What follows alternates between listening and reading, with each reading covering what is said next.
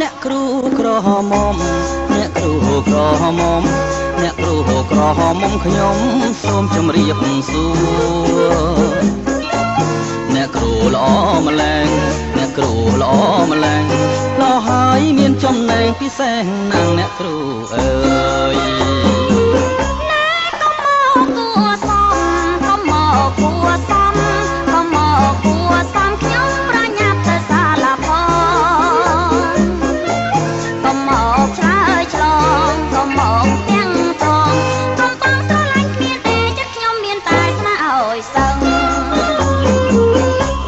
អ្នកគ្រូកុំខាំង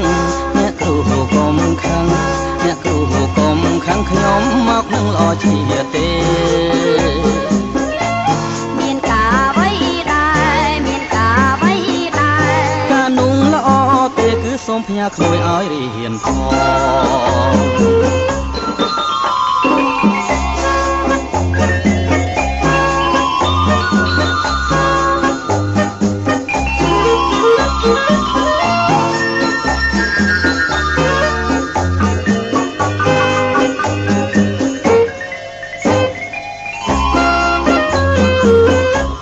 អ្នកគ្រូក្រហមអ្នកគ្រូក្រហមអ្នកគ្រូក្រហមខ្ញុំសូមជម្រាបសួរ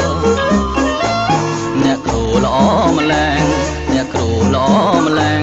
ល្អហើយមានចំណេះពិសេសណាស់អ្នកគ្រូអើយ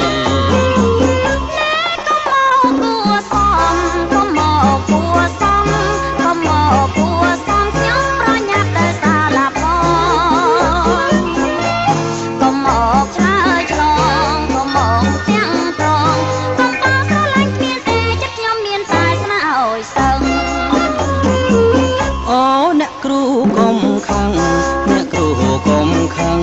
អ្នកគ្រូកុំខាំងខ្ញុំមកនឹងល្អជាទេ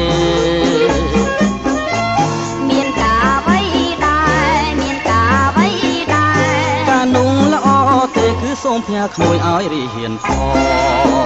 ង